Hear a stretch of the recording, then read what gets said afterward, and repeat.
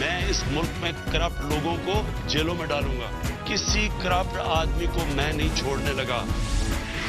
You are selected prime minister. کڑیاں دیتے ہیں اور دھمکیاں دیتے ہیں کہ ہم پوری اپوزیشن کو جیلوں میں میں بھیج دوں گا. You are not a dictator. تم تو صرف کٹپٹلی ہو. تمہاری دورے تو کوئی اور ہلا رہا ہے. جنگ ابھی جاری ہے. ابھی ہمیں دائمی امن کی اصل منزل پر پہنچنا ہے.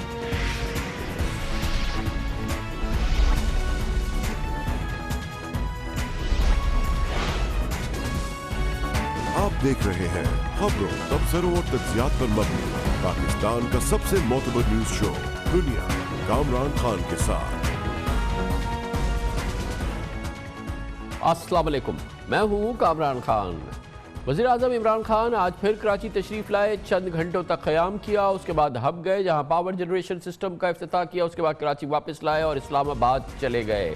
کراچی والوں میں ایکسائٹمنٹ تھی پرسوں جب خبر آئی کہ وزیر اعظم عمران خان پیر کو کراچی آئیں گے، کیونکہ کراچی والوں کا یہ خیال تھا کہ وہ شہر جس نے ان کو، صدر پاکستان عارف علوی کو، کابینہ کے کئی وزراء کو اور پی ٹی آئی کو پاکستان کے سب سے بڑے شہر کا مینڈیٹ دیا تھا، شاید بالآخر پی ٹی آئی اپنے وعدوں ارادوں کے بارے میں کراچی والوں کو اعتماد ملے گی اور کراچی کی آہ و بقا کو سنے گی اور اس کی آواز سے آواز ملائے گی اور وزیر اعظم عمران خان کے اس دورے کے بڑے بھرپور نتائج سامنے آئیں گے.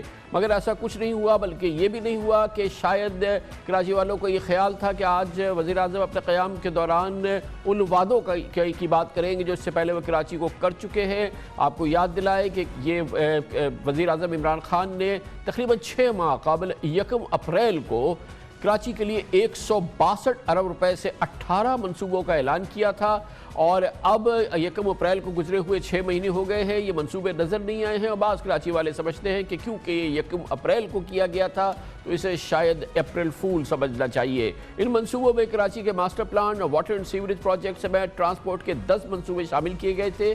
اس سے قبل مارچ کے آخری ہفتے میں گورنر سندھ عمران اسماعیل، جن کو کراچی نے ووٹ دیا تھا، خود ہمارے پروگرام میں مختلف منصوبے گنوائے تھے اور کہا تھا کہ ان پہ کام جاری ہے، اور اس کے ساتھ ہی انہوں نے بالکل مصمم ارادہ اور دعویٰ کیا تھا کہ کم از کم ایسے 6 منصوبے ہیں جن کا سپٹمبر کے آخری میں وزیر اعظم عمران خان افتتاح کر دیں گے. جی ہاں، سنگ بنیاد نہیں بلکہ افتتاح کر دیں گے، اور یہ ستمبر میں ہو جانا تھا. وزیر اعظم عمران خان آج اکتوبر کی 21 تاریخ کو یہاں تشریف لائے اور اس میں بھی یہ منصوبوں کا افتتاح نہیں ہو سکا. گرین لائن کا منصوبہ ہے. حکومت پاکستان نے اب یہ بیڑا خود اٹھا لیا ہے کہ ہم خود سارا 100% خرچہ کریں گے، اور وزیر اعظم نے آج اس کی کابینہ سے باضابطہ طور پہ اپروول بھی لے کے دے دی ہے. اب ہم اس کو بہت سپیڈ سے کر لیں گے. ریڈ لائن کا ہمارے پاس ساتھ ورلڈ بینک کا اس وقت تعاون سے ایک کافی نزدیک ہم پہنچ گئے اس کے اپروولس کے.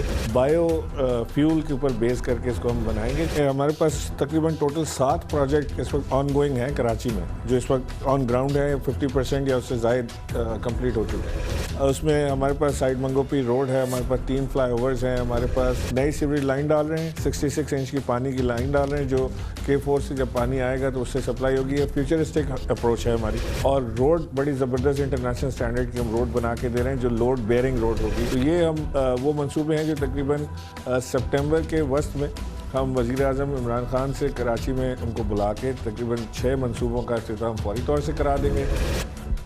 ہماری کوشش تھی کہ گورنر عمران اسماعیل ہمارے آج پروگرام میں شامل ہوتے اور ان سے پوچھتے کہ چلے سپتمبر کے وسط میں عمران خان نہیں آئے، لیکن آج جب 21 اکتوبر کو آئے تو ان منصوبوں کا افتتاح کیوں نہیں ہوا؟ بلکہ افتتاح نہیں ہوا، اس کا ذکر بھی نہیں ہوا. اور ذکر نہیں ہوا تو کیوں نہیں ہوا؟ مگر عمران اسماعیل صاحب نے کہا کہ وہ وزیر اعظم کے ساتھ آج مصروف ہے، اس لیے وہ اس پروگرام میں شامل نہیں ہو سکے ہیں. مگر ستم بلائے ستم یہ ہے کہ ان منصوبوں کی جو 162 ارب روپے کے منصوبے وزیر اعظم عمران خان سے منسوخ کیے گئے تھے، وہ ابھی ان کو ہوا ہی نہیں لگی تھی، ابھی اس کی کوئی جھلک بھی دور تک نظر نہیں آئی تھی. آج وزیر اعظم عمران خان کے ساتھ وزیر منصوبہ بندی مخدوم خسرو بختیار آئے اور عمران اسماعیل صاحب کے ساتھ ہی بیٹھے اور کراچی کے لیے 400 ارب کے مختلف منصوبوں کا اعلان کر ڈالا. ورلڈ بینک اور ایشین ڈیولپمنٹ بینک ان کے تعاون سے 440 سے 400 ارب کی قرضے کا پروگرام ہے. اس میں اکثر اپروو ہو چکے ہیں. گرین لائن اس کا جو انفراسٹرکچر ہے اس کو مکمل کرنے کے لیے 25 ارب چاہیے تھے، وہ ہم نے پورے مہیا کر دیے ہیں. مفاد 11 अरब रुपए और ग्रीन लाइन की जो बसेस हैं उनके लिए मुहैया करेगा। अगले 8 से 9 माह तक ये बसेस और ग्रीन लाइन ऑपरेशनल हो जाए। येलो लाइन 61 अरब रुपए इस पे खर्च होंगे। K4 के लिए जो वफाक अपना हिस्सा डालेगी। कराची लिवेबल सिटी का एक प्रोजेक्ट है 34 अरब का, ये भी एक्नेक ने मंजूरी दे दी है। ये था कराची वालों के लिए तोहफा जो कि मनसूबाबंदी के वज़ीर खुसरो बख्तियार ने पेश किया। उनके साथ इमरान इस्माइल बैठे थे। इमरान इस्माइल ने नहीं बताया कि उन मनसूबों का क्या हुआ जिनका वो वज़ीर-ए-आज़म के साथ वज़ीर-ए-आज़म से इफ्तिताह करवाने वाले थे तकरीबन 1 माह कबल। कराची की बेबसी, कराची की आहो-बका जारी है।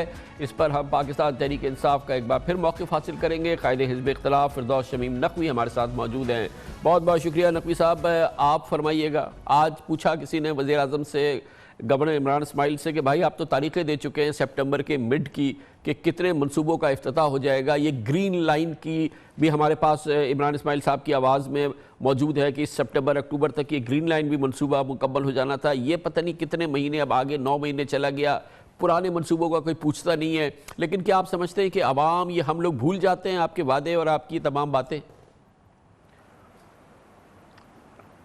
बिस्मिल्लाहिर्रहमानिर्रहीम। शुक्रिया कामरान खान साहब। मैं समझता हूँ ना भूलना चाहिए, ना भूले हैं, ना हम भूले हैं, ना आपको भूलना चाहिए और ना वज़ीर आज़म भूले हैं। सूरत हाल ये है कि यस हिकअप आया, एक फंडिंग की प्रॉब्लम आई जिसकी वजह से फंड्स रिलीज़ होने में डिले हुई, जिसकी वजह से ये जो प्रोजेक्ट्स जिनको सितंबर में कंप्लीट होना था अब उनकी रिवाइज डेट जो है वो जनवरी का एंड या फर्स्ट वीक ऑफ फरवरी आ रही है। And this is subject to funds being release this week और हमें पूरी उम्मीद है कि ये होगा। और आज सबसे मुस्बत फैसला ये था कि इन इश्यूज़ को फॉलो अप करने के लिए इमरान खान साहब ने असद उमर साहब की ड्यूटी लगाई है कि कराची से गवर्नर साहब और SIDCL के चीफ एग्जीक्यूटिव फॉलो अप करेंगे और असद उमर साहब इस्लामाबाद में फॉलो अप करेंगे सो दैट ये फंड्स वगैरह की रिलीज़ में कोई दिक्कत ना हो।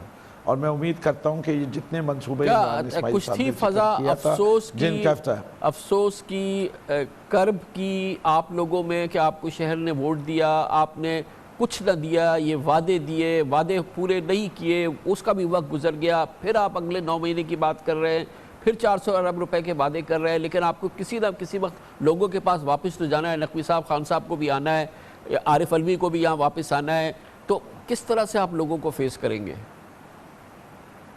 देखिए, पहली चीज़ तो यह कामरान खान साहब, आप बड़े मुदब्बिर इंसान हैं और आपको पता है कि शहरों को और ख़ास तौर पे एक सूबाई शहर को बुनियादी ज़िम्मेदारी जो है वो हुकूमत सिंध की है या यहाँ की बल्दियाती हुकूमत की है। ये जो कुछ फेडरल गवर्नमेंट ने रिस्पॉन्सिबिलिटी ली है ये over and beyond the role of federal government ली है और ये इसलिए ली है कि हम समझते हैं और इमरान खान साहब ख़ुद समझते हैं कि कराची जो है जब तरक्की करेगा तो पाकिस्तान तरक्की करेगा। लेकिन PTI को पता है कि अगर एहतजाज करना होता है तो उस किस तरीके से एहतजाज किया जाता है। अगर वो शहर जिसको आपने अपने एतमाद का वोट दिया, उस सूबे में उस शहर से 97% रेवेन्यू जमा होता है पूरे सिंध का, कराची से, और अगर कराची को हक नहीं दिया जा रहा तो PTI को हमें बताने की ज़रूरत नहीं है कि वो किस तरह से एहतजाज किया करती थी और किस तरीके से वो PMLN की हुकूमत को मजबूर किया करती थी। उसकी कोई झलक भी आपको कराची में नज़र आई है कि आपको हमें लग रहा हो कि आपको गुस्सा है या आप इस्तराब में हैं या आप एहतजाजी सियासत में नज़र आ रहे हैं? अगर वो नहीं कर रहे तो आप क्या कर रहे हैं?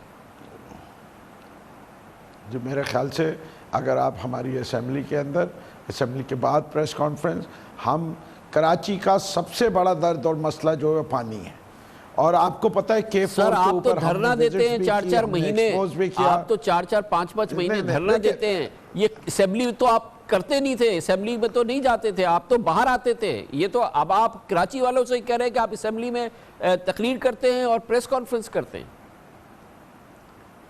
अच्छा जी, अब हम जो चीज़ आपको कह रहे हैं वो भी देखिए क्या कर रहे हैं। हमने हर चीज़ की एक टैक्टिक्स होती है, हमारी इस माले में हमसे में है। हम समझते हैं कि सबसे अहम चीज़ कराची के लिए इस वक्त ये है कि कराची के लिए उसको उसका हिस्सा रेवेन्यू में मिलना चाहिए और उसके लिए पीएफसी के ऊपर प्रेशर बढ़ा के रखना चाहिए। हमने उस प्रेशर को बढ़ाने की बहुत सारी टैक्टिक्स इख्तियार की हुई हैं और अभी इस वक्त हम एक ड्राफ्ट लॉ पे काम कर रहे हैं, एक मनी बिल पे काम कर रहे हैं, जिसके लिहाज से हम चाहते हैं कि एनएफसी का अवार्ड लिंक हो जाए पीएफसी से, और ये तमाम सूबों के लिए, ये सिर्फ सिंध के लिए नहीं होगा, ये पंजाब, केपी, बलोचिस्तान, सिंध चारों सूबों के लिए होगा कि उसके लिहाज से फिर लोकल गवर्नमेंट्स को उनकी फंडिंग मिल जाए।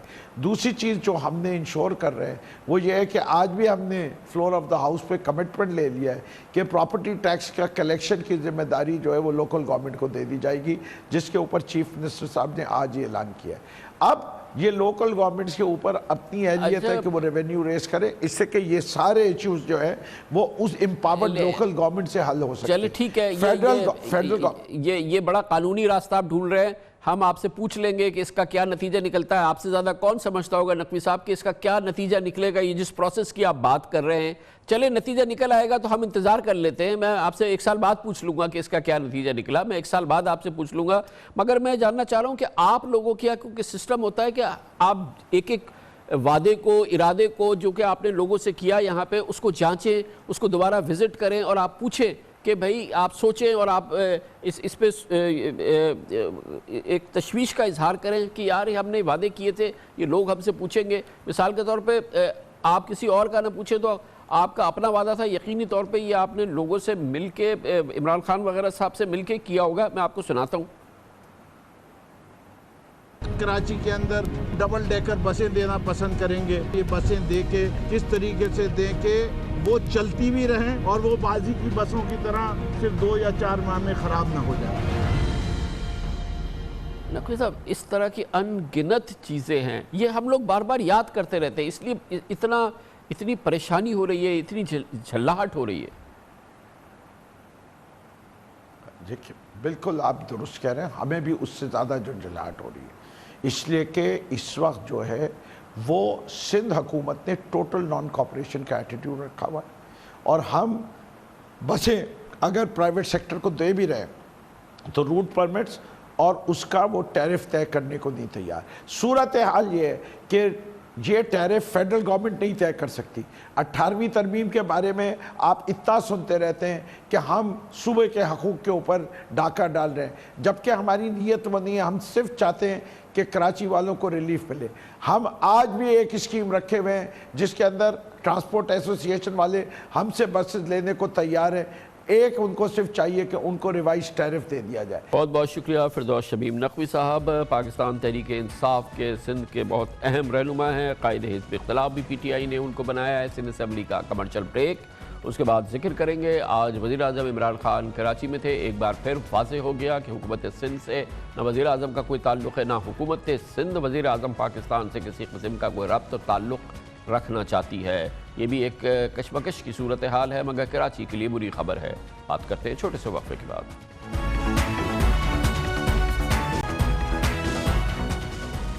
वज़ीर आज़म इमरान खान आज कराची में थे, मैंने आपको वक्फे से कबली भी बताया, लेकिन इस दौरे में एक बार फिर ना उनका हुकूमत सिंध से कोई ताल्लुक़ नज़र आया, ना हुकूमत सिंध उनके साथ कोई ताल्लुक़ बनाती नज़र आई। दोनों एक दूसरे से ला ताल्लुक़ रहे। वफाक की पार्टी और सिंध की हुकूमत और सिंध की पार्टी के दरमियान कलीज वसी से वसी तर होती नज़र आई। वज़ीर आज़म इमरान खान कराची एयरपोर्ट पर जब उतरे तो वहाँ पर वज़ीर आला सिंध मुराद अली शाह उनके इस्तकबाल के लिए मौजूद नहीं थे। कराची में गवर्नर हाउस में उनकी मसरूफियात और उनकी मुलाकात में हुकूमत सिंध या वज़ीर आला सिंध या उनकी काबीना का कोई रुकन उनकी मुलाकातों में, उनकी मसरूफियत में शामिल नहीं था। इस पूरी सूरत हाल को पहली बार गो के पाकिस्तान में नहीं हो रही। मरकज़ की और सूबे की हुकूमत के दरमियान लाताल्लुक़ी पाकिस्तान की सियासत और जमहूरियत का एक इम्पॉर्टेंट एलिमेंट रह चुका है। लेकिन आज की सूरत हाल कराची वालों के लिए मज़ीद तशवीश का बाइस है, क्योंकि उन्होंने वोट दिया है मरकज़ की जमात को, जनाब इमरान खान की PTI को।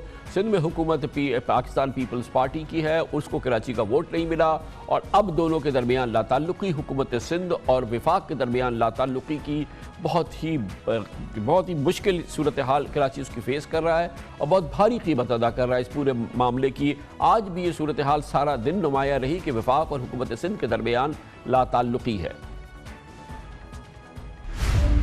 दावत नामा नहीं दिया जाता। इस सूबे के चीफ एग्जीक्यूटिव हैं मुराद अली शाह, इमरान खान पाकिस्तान के वजीर आजम है, सूबा सिंध पाकिस्तान का सूबा है। जब वजीर आजम आता है तो सूबे के चीफ एग्जीक्यूटिव को उनको रिसीव करने एयरपोर्ट जाना चाहिए। इसकी दावत नहीं दी जाती कि आप मुझे लेकर एयरपोर्ट जरूर आइएगा, मैं आपका इंतजार करूंगा। अगर वजीर आजम उनको बुलाएगा तो मैं आपको इस बात की यकीन दहानी कराता हूँ कि वजीर आला सिंध बिल्कुल पेश होंगे, जाएंगे। और इसकी मिसालें मौजूद हैं। जब माजी में वज़ीर आज़म 2018 में सितंबर के महीने में कराची है, नवंबर के महीने में कराची है, तो वज़ीर आला सिंध ने उनको रिसीव किया था क्योंकि उनको मदऊ किया गया था। वज़ीर आला सिंध को गवर्नर हाउस में मीटिंग के लिए बुलाया गया था 1-on-1, वज़ीर आला खुद हाजिर हुए। वज़ीर आला सिंध को जब मिलना हो वो ख़त लिखें और जाए मिलें। ये कैसा लगेगा कि वज़ीर आज़म कहें कि आओ मिलने और वो ना आए, तो हम अपने वज़ीर आज़म की बेइज्जती तो नहीं कराएंगे। उन्हीं ने कितनी बार ख्वाहिश का इजहार किया, जब वो ख्वाहिश का इजहार ही नहीं करते तो हमारा वज़ीर आज़म क्यों मिले उनसे। वज़ीर आला से मिलना, और ख़ास तौर पे एक ऐसे सूबे के लिए जहाँ पर वफाकी हुकूमत की अपोजिशन जमात हुकूमत में हो, ये वज़ीर आज़म की ज़िम्मेदारी बनती है कि वो मिलें और हमारी ग्रीवेंसेस सुने, हम उनको खुतूत लिखते रहें। ये तू में मुसलसल चल रही है मगर इसका लामुतनाही नुकसान हो रहा है शहर कराची को। इस पूरी सूरत हाल में बात करते हैं। वफाकी हुकूमत और सिंध के दरमियान लाताल्लुक़ी और पीपल्स पार्टी और PTI के दरमियान और ये मुश्किलात और ये खलीज, इस पर हमारे साथ, इसके लिए हमारे साथ मौजूद हैं पाकिस्तान के नामवर सीनियर सहाफ़ी, सीनियर पॉलिटिकल एनालिस्ट जनाब मज़हर अब्बास। बहुत बहुत शुक्रिया मज़हर अब्बास साहब। पहली बार तो नहीं है पाकिस्तान में कि मरकज़ की जमात और एक सूबे की जमात के दरमियान लाताल्लुक़ी है। ये हम शायद जब से मैं देख रहा हूँ ये तो एक नॉर्मल हिस्सा है पाकिस्तान की सियासत का। शुक्रिया कामरान। देखिए, रही है कशीदगी, ख़ास तौर पे अगर आपको याद हो 90s में नवाज़ शरीफ चीफ मिनिस्टर थे, बेनज़ीर आती थी, वो नहीं जाते थे। बाद में फिर मेरा ख्याल बेटर सेंस प्रिवेल्ड के लोगों ने कहा कि ये, क्योंकि एक बुनियादी चीज़ है, वो वज़ीर आज़म पाकिस्तान हैं, ये वज़ीर आला सिंध हैं और मेयर कराची है। मैं अगेन कराची का जो सबसे बड़ा अलमिया है, मसला है, वो ये कि सैफ फरीकी उसमें फंस गया है कराची। यानी वफाक और सिंध के दरमियान बात नहीं हो रही, सिंध और मेयर के दरमियान बात नहीं हो रही, तो विक्टिम कराची बन रहा है। अब वज़ीर आज़म ने आज आके जितनी भी देर उन्होंने स्पेंड किया, अव्वल तो यही बड़ा मसला है कि इतना बड़ा शहर है, आप इसको इकनॉमिक हब कहते हैं, यहाँ से PTI जीती है, 14 सीटें PTI ने कौमी असम्बली की ली हैं। पहली मरतबा 70 के बाद ये हुआ है कि कराची में जो पार्टी जीती है उसने मरकज़ में हुकूमत बनाई है। तो आपकी तो सारी तवज्जो कराची में होनी चाहिए थी। आपको तो कम से कम 2 दिन यहाँ कराची में स्पेंड करने चाहिए। लॉ एंड ऑर्डर चौथा विजिट था, तीसरी बार वो 3 घंटों के लिए कराची आए हैं और पूरे इस टर्म में वो 1 रात कराची ठहरे। और आज भी ये क्या होता है, ये वफूद से मुलाकात, PTI के वफ़द से मुलाकात, MQM के वफ़द से मुलाकात, ये मुलाकातें क्या होती हैं? ये प्रोग्रेस, अब इसमें जहाँ तक मेरी इत्तला है कि जो वज़ीर आज़म की MQM के MPS से मुलाकात हुई है, उसमें बाकायदा वफाकी वज़रा और MPS के दरमियान तल्ख़ कलामी तक हुई है। यहाँ तक हुआ है कि उन्होंने ये कहा है कि जी डेवलपमेंट फंड्स हमें नहीं मिल रहे, हमें कुछ नहीं मिल रहा, हम क्या कराची में कॉन्स्टिट्यूंसीज में जाके क्या करेंगे। यही प्रॉब्लम MNAs की, PTI के MNAs की है। वो मुसलसल कह रहे हैं कि अब जो है हमें वो नहीं मिल रहा। कुछ MNAs से मेरी बात हुई है, उन्होंने कहा वज़ीर आज़म ने इंस्ट्रक्शन भी दी हुई है लेकिन ब्यूरोक्रेटिक हर्डल्स होगी। अब आज जो मंसूबे इन्होंने अनाउंस किए, आप मुझे बताएं ये मंसूबे सूबा सिंध की हुकूमत को एतमाद में लिए बगैर आप कैसे शुरू करेंगे यहाँ उसमें? आप यही उसकी वजह है, चाहे आप सर्कुलर रेलवे ले लें, हम साल से आप और हम 30-35 साल से जर्नलिज्म कर रहे हैं। कराची मास ट्रांजिट हम पता नहीं कब से सुनते आ रहे थे। सर्कुलर रेलवे आप शुरू करेंगे, आप रेड लाइन शुरू करेंगे, आपको लाजमन सिंध हुकूमत को एतमाद में लेना चाहिए। सबसे बेहतर वज़ीर आज़म के लिए ऑप्शन ये है कि वो आएँ। देखिए, पॉलिटिकल पार्टीज़ के डिफरेंसेस रहते हैं, लेकिन जब आप गवर्नमेंट में हो, वफाकी हुकूमत और सूबाई सिंध की हुकूमत, सूबाई सिंध की हुकूमत और बल्दिया कराची, अगर ये ट्रापाइटाइट आके बैठे हैं वज़ीर आज़म, चाहे वो गवर्नर हाउस में मुलाकात, लेकिन इसमें असल बात यह है कि प्यासा कुएं के जानिब जाता है। ठीक है, उन्होंने नहीं बुलाया, लेकिन अगर चीफ मिनिस्टर के इश्यूज़ हैं, सिंध के इश्यूज़ हैं, you should ask for a meeting with the prime minister, चाहे यहाँ चाहे इस्लामाबाद। अगर वो नहीं देते तो बताएं। तो देखिए, 2 चीज़ें हैं, एक तो ये कि चीफ मिनिस्टर को जाना चाहिए इस्तकबाल के लिए, इसमें तो कोई दो राय नहीं है। चीफ एग्जीक्यूटिव आ रहा है मुल्क का, तो चीफ मिनिस्टर अगर वो खुद एक्सक्यूज़ कर लें तो अलग बात है, लेकिन chief minister as a protocol, और वज़ीर मुराद अली शाह गए हैं शुरू में उसमें। اسی طریقے سے جب آپ شیڈیول بھیجتے ہیں تو آپ ایک چیف منسٹر کو یہ انفارم کر رہے ہیں کہ پرائم منسٹر آ رہا ہے، تو اس لحاظ سے تو جانا چاہیے۔ جہاں تک ایشوز کا تعلق ہے، مراد علی شاہ سے بھی میری بات ہوئی، ان سے انہوں نے کہا ہم نے لیٹرز لکھے ہیں، انہوں نے ہم نے میٹنگ، اور شروع میں prime minister chief minister Sindh کے بارے میں بڑی اچھی رائے رکھتے تھے، اور میرا خیال ہے آج بھی شاید اچھی رائے ہو، لیکن وہ پارٹیز کے درمیان ایک تناؤ ہو گیا ہے، اس وجہ سے چیزیں زیادہ خراب ہو گئی ہیں۔ میرا خیال ہے پرائم منسٹر کو چاہیے کہ وہ بھی انیشیٹو لیں، چیف منسٹر بھی اپنے ایجنڈے کے ساتھ پرائم منسٹر سے ریکویسٹ کریں گے، پرائم منسٹر اس میں چاہے جو بھی ہو۔ اچھا، اور اس پورے ماحول میں یہ جو 2 کروڑ کراچی والے ہیں، یہ کیا کریں؟ دیکھیے ان کا کیا، دیکھیے سب سے بڑا مسئلہ یہ ہے کہ آپ پانی کے پروجیکٹس لے لیں، آپ ڈیولپمنٹ، میں پھر وہی بات کر رہا ہوں کہ آپ نے دیکھیں نا یہ بارشوں کے بعد پورا شہر کی سڑکیں تباہ ہو گئی ہیں، وہ سڑکیں کامران، وہ سڑکیں بھی تباہ ہو گئیں جو 6 مہینے پہلے بنی تھیں۔ اس وقت آپ کا جو آفس ہے، آپ شہید ملت کی دونوں سروس روڈ چلی جائیں، یہ جب انڈر پاس بننا شروع ہوتا جب بنی ہے نا، اور اس وقت آپ جا کے ادھر سے دکھا دیں، آپ ٹوٹ گئی ہیں، اور کچھ نہیں تو ان کانٹریکٹرز کو بلیک لسٹ تو کیا جائے کہ جنہوں نے یہ یونیورسٹی روڈ جی جو بڑی ان کی ایک بڑی فلیگ شپ روڈ تھی، اس کا حال دیکھیں، کیا کون سی روڈ ہے جس پہ کہ آپ 5 منٹ بھی گاڑی جو ہے وہ بغیر کسی اور یہ اشارہ فاصل کے علاوہ ٹریفک جیم کی ایک بڑی بنیادی وجہ ہے، جہاں گھڑا ہوگا وہاں ٹریفک سلو ہوگا۔ دیکھیں بہت آسان مسئلہ ہے کراچی کا، آپ کراچی کی پاپولیشن مینجمنٹ کراچی کا بہت بڑا مسئلہ ہے، آپ جتنی بھی ڈیولپمنٹ اسکیم لے آئیں آپ کو اندازہ ہی نہیں ہے کراچی کی پاپولیشن کتنی ہے۔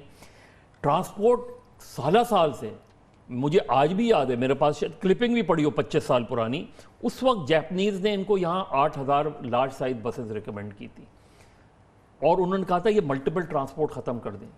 سرکولر ریلوے، اس کی انکوائری نہیں ہوئی کہ سرکولر ریلوے شہر میں، دنیا بھر میں سرکولر ریلوے چلتی ہے، آپ نے اپنے شہر میں ہوتے ہوئے ختم کر دی۔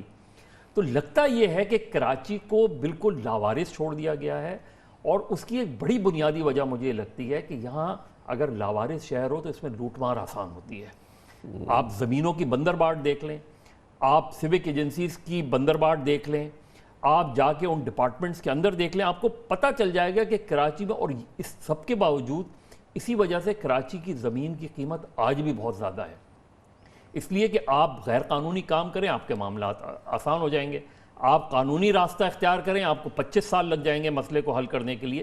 اس لیے یہاں کوئی ڈسپلن لانا نہیں چاہتا اس شہر میں، اس شہر کو کوئی ڈسپلن کرنا نہیں چاہتا، اس شہر کی اونرشپ کوئی لینا نہیں چاہتا۔ بہت بہت شکریہ مظہر عباس ہمارے ساتھ موجود تھے۔ کمرشل بریک اس دوران اپنی نیوز ہیڈ لائنز دیکھیں گے، جس کے بعد ہم اپنے پروگرام کے باقی کے ساتھ واپس آتے ہیں۔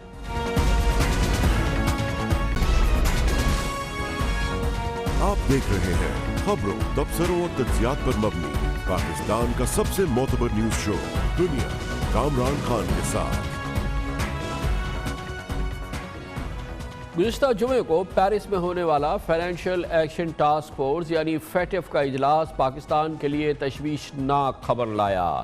اس فیٹف کے اجلاس میں واضح طور پہ بات سامنے آئی کہ عالمی ادارہ پاکستان کی منی لانڈرنگ اور ٹیرر فائنینسنگ کے حوالے سے کارروائی سے اور اب تک کی کارکردگی سے بالکل خوش نہیں ہے، اس کا اطمینان نہیں ہوا ہے، اس کی تشویش میں اضافہ ہو رہا ہے، اور انتہائی سخت الفاظ میں اس اجلاس میں پاکستان کو وارننگ دی گئی، اور پاکستان کو کہا گیا کہ اگر اس نے فروری تک اپنا ہاؤس اینڈ آرڈر نہیں لایا، اس نے مطلوبہ اقدامات نہیں کیے، تو اسے بلیک لسٹ بھی کیا جا سکتا ہے۔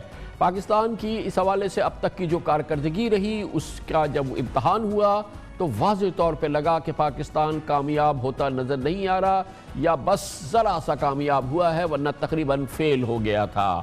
یہ بھی بہت اہم بات ہے کہ فیٹف کی سربراہی اس وقت چین کے پاس ہے، اور جب پاکستان کی کارکردگی کا جائزہ لیا گیا تو چین سے ہی تعلق رکھنے والے فیٹف کے سربراہ صدر یانگ من لو نے، جن کا تعلق ظاہر ہے میں نے آپ کو بتایا چین سے ہے، انہوں نے روایات کے برعکس پاکستان کے ساتھ بہت رسمی انداز میں اپنایا اور بہت ہی سخت الفاظ میں پاکستان کی کارکردگی کا جائزہ لیا۔ ان کا کہنا تھا چین سے تعلق رکھنے والے فیٹف کے صدر یانگ ڈو می کا کہ اگر فروری 2020 تک پاکستان نے نمایاں پیش رفت نہ کی تو پاکستان کو بلیک لسٹ بھی کیا جا سکتا ہے۔ پاکستان اپنے تمام اہداف میں ماں سوائے کم کے ناکام ہو گیا۔ فیٹف کے سربراہ صدر یانگ من لو نے یہ بات بہت زور دے کے کہی۔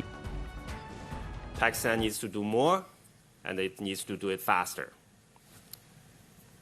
Pakistan's failure to fulfill the FATF global standards is an issue we take very seriously.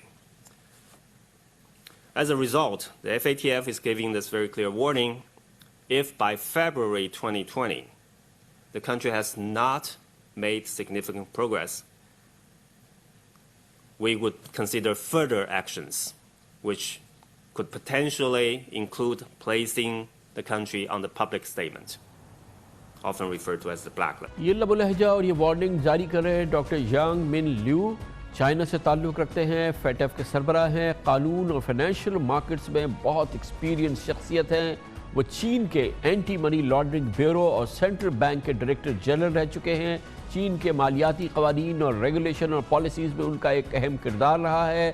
وہ فیٹ ایف میں چین کے وفد کے مستقل سربراہ کے طور پہ بھی کام کر چکے ہیں۔ میرا بتانے کا مقصد صرف یہ ہے کہ ہمیں یہ نہیں سمجھنا چاہیے کہ یہ کوئی سیاسی معاملہ ہے یا یہ کہ کسی ایک ملک کا مخصوص عمل ہے جو کہ ہمیں دبانے کے لیے کیا جا رہا ہے۔ نہیں، ایسی بات نہیں ہے۔ ہم واضح طور پہ اہداف حاصل کرنے میں ناکام ہو رہے ہیں۔ ہمارے لیے تشویش کی بات ہے۔ وزیر اعظم عمران خان کے لیے یقیناً یہ بہت تشویش کا معاملہ ہے، کیونکہ فیٹ ایف کی پاکستان نے جس انداز سے پاکستان کی کارکردگی کو جانچا ہے، اس پہ اپنے شدید رد عمل کا اظہار کیا ہے۔ یہ پاکستان کے لیے، حکومت کے لیے لمحہ فکریہ ہے۔ اس کی وجہ یہ ہے، میں نے آج بہت سارے ماہرین سے بات کی جو کہ منسلک ان تمام معاملات سے، وہ کہتے ہیں کہ معاملہ یہی ہے کہ واقعی ہم اپنے اہداف عملی طور پہ حاصل نہیں کر پا رہے ہیں، کیونکہ پاکستان اب تک منی لانڈرنگ سے چھٹکارے کے لیے کوئی مضبوط ادارہ ہی قائم نہیں کر پا رہا جس سے ہماری کمٹمنٹ ظاہر ہو۔ ہم کہتے ہیں کہ اسٹیٹ بینک کا فائنینشیل مانیٹرنگ یونٹ موجود ہے، لیکن فیٹ ایف سے منسلک جو سسٹم ہے وہ کہتا ہے کہ ہمیں ایک آزاد خود مختار ادارہ چاہیے پاکستان میں جو منی لانڈرنگ کی حیثیت سے کام کرے، وہ فلی ایکوپڈ ہو، اس کے پاس تمام اختیارات ہوں، وہ مؤثر ہو اور وہ کارروائی کرتا ہوا نظر نہ آئے، وہ کاغذوں تک محدود نہ ہو۔ اس طرح سے جو اسٹیٹ بینک آف پاکستان کا فائنینشیل مانیٹرنگ یونٹ FMU ہے، اس پہ تسلی نہیں ہو رہی فیٹ ایف کی۔ اس کے علاوہ فیٹ ایف حیران ہے کہ اسٹیٹ بینک آف پاکستان کے 3 ڈیپٹی گورنرز میں سے 2 کے عہدے خالی ہیں اور طویل عرصے سے خالی ہے۔ اس وقت اسٹیٹ بینک آف پاکستان میں گورنر پالیسی اور ڈیپٹی گورنر ڈیولپمنٹ کے عہدے مکمل طور پہ خالی ہیں اور اس سلسلے میں کام نہیں ہو رہا، جس سے لگتا ہی نہیں ہے کہ پاکستان جو ہے ان تمام معاملات کو بہت سیریس لے رہا ہے۔ اس کے علاوہ فیٹ ایف بہت حیران ہے کہ اب بھی کئی ذرائع سے رقم کی ترسیل اور ادائیگی کا مکمل نظام جو ہے وہ مکمل دستاویزی نہیں ہے۔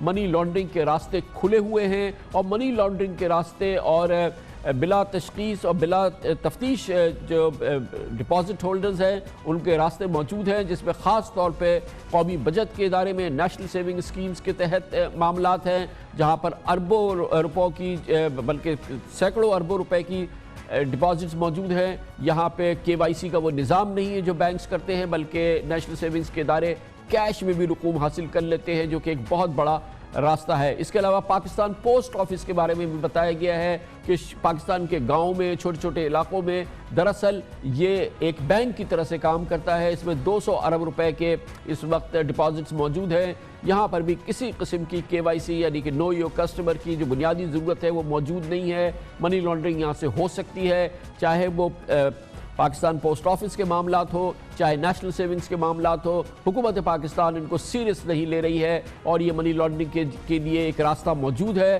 اور جس پہ پاکستان کی حکومت کو جس انداز سے ایکشن لینا ہو وہ نہیں کر رہی ہے۔ اس کے علاوہ پاکستان میں فیٹ ایف میں یہ سب سے زیادہ یہ ایک ویو ہے کہ پاکستان میں منی لانڈرنگ کو سیریس نہیں لیا جاتا۔ ہم زبانی طور پہ تو بہت کچھ کہہ رہے ہیں، ہم زبانی طور پہ تو اقدامات کر رہے ہیں، لیکن جو ٹھوس حقائق ہیں وہ اس کی نفی کرتے نظر آ رہے ہیں۔ مثال کے طور پہ ابھی حالیہ دنوں کی بات ہے کہ بدنام زمانہ پوری دنیا کے مانے جانا منی لانڈرنگ کے کیس میں پکڑے جانے والے خانانی کالیہ کیس کے تمام 8 ملزمان 6 ماہ قبل سندھ ہائی کورٹ سے بری ہو گئے تھے اور قارانی اور اس کے علاوہ اس کے دوسرے ملزمان اب کچھ عرصے پہلے بری ہو گئے ہیں، یعنی کہ ان کے خلاف نہ صرف کیس ختم ہو گیا ہے، ان کے تمام معاملات قواش کر دیے گئے ہیں عدلیہ میں، کیونکہ کیس اتنا کمزور پیش کیا گیا تھا۔ عدلیہ نے کسی بھی صورت میں یہ جو دنیا کا عالمی بدنام جو گروپ ہے اس کو بری کر دیا، اور کرنسی اسمگلنگ کے حوالے سے یہ وہی گروپ ہے جس کے जिसके एक शख्स ने पाकिस्तान में खुदकुशी की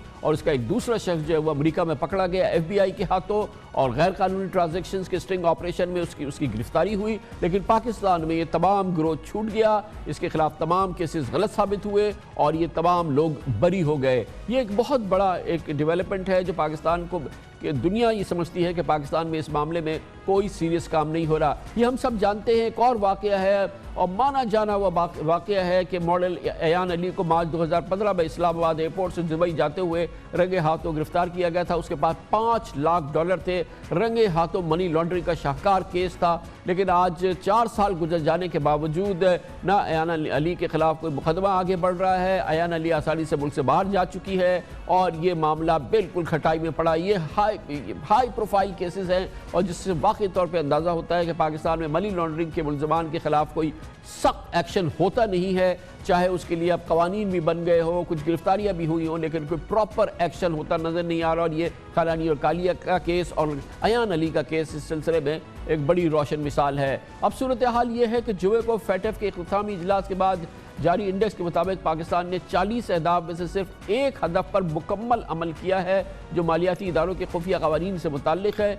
इसके अलावा पाकिस्तान के 9 अहदाफ पर काफ़ी हद तक अमल है और 26 अहदाफ पर जज़वी अमल है, जबकि 4 अहम शराइत पर पाकिस्तान ने बिल्कुल अमल दरामद नहीं किया है। और इन चारों अहदाफ का ताल्लुक़ मालियाती जराइम, मनी लॉन्ड्रिंग और फाइनेंशियल कस्टमर्स की निगरानी और जाँच पड़ताल से है।